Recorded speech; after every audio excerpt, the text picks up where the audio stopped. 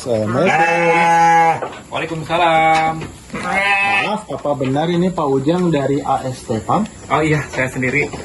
Dari Ujang, perkenalkan, saya Amal. Ini kami mau mensosialisasikan sebagai cabang baru di Kota Bogor dan juga memiliki fitur baru dalam membayar zakat. Nah, salah satunya melalui zakat peternakan. Karena di Bogor ini kebanyakan dominannya, tidak semua, dominannya adalah melalui zakat peternakan.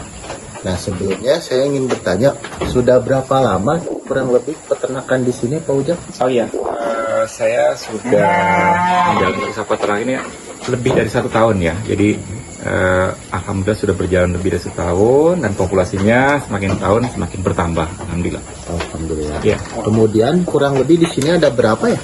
Sudah di atas 50 ekor. Masya Allah. Sudah setahun sudah 50 ekor. Iya.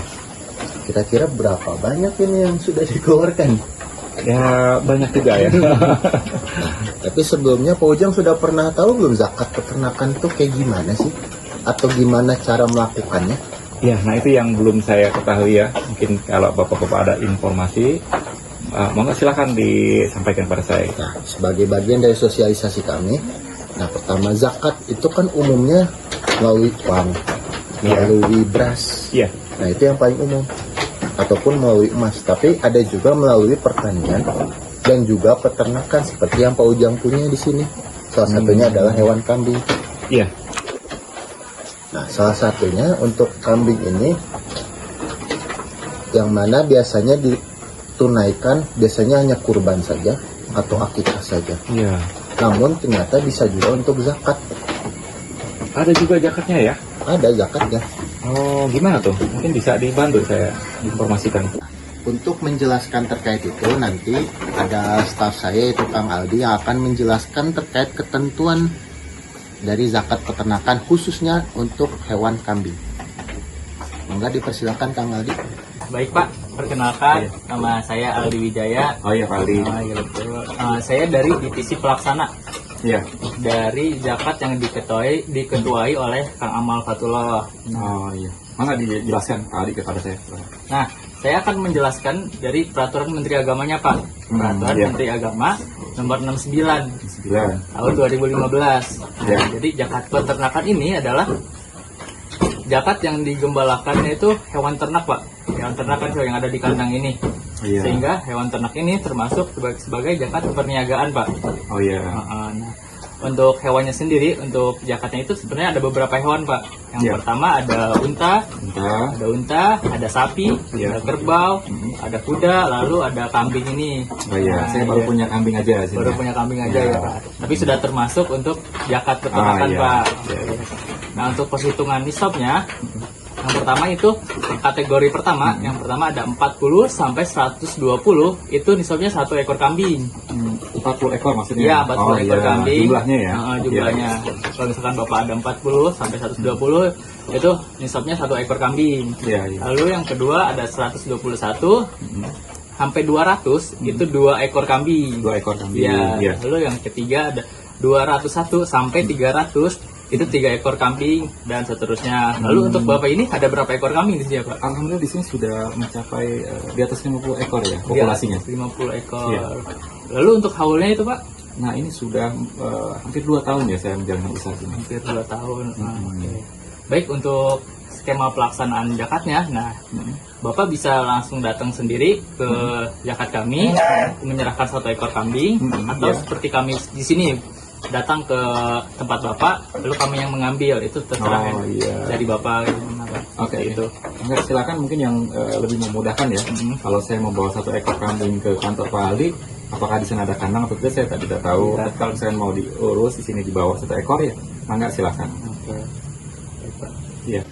Baik, kurang lebih itu yang dijelaskan oleh staf saya yaitu Kang Aldi Wijaya. Nah, Iya. kurang lebih kira-kira Pak Ujang di sini tuh membuka kandang ini untuk apa sih?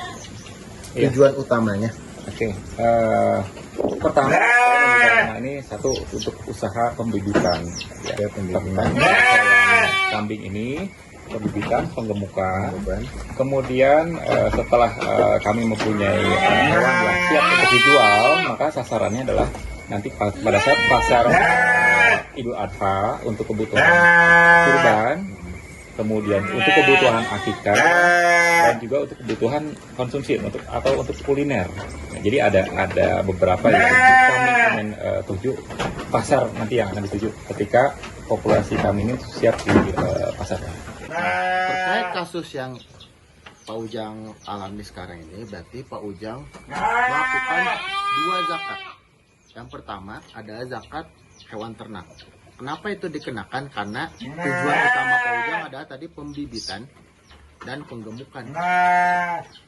Berarti kan terkait dengan populasi, dengan menambah populasi. Nah, yang kedua yaitu adalah zakat perniagaan. Maksudnya gini, kan tadi Pak Ujang telah menjelaskan bahwasanya ada buat kurban, Idul Adha, akikah bagi anak yang baru lahir, dan juga untuk konsumsi, misalkan untuk sate, sop kambing, dan lain sebagainya. Nah, maka dari itu Pak Ujang saat ini harus melaksanakan 2 zakat jika sudah mencapai nisabnya dan juga sudah mencapai haulnya, yaitu selama 1 tahun. Kurang lebih itu Pak Ujang.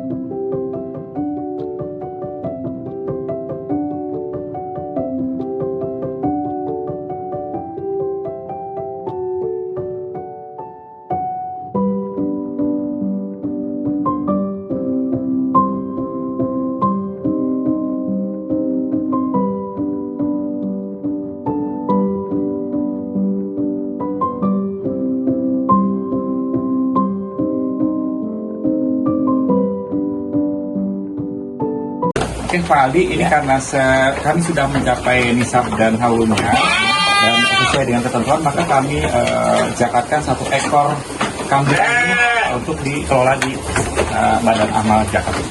Ini saya serahkan ke Pak Aldi. Terima kasih atas zakatnya. Sama-sama.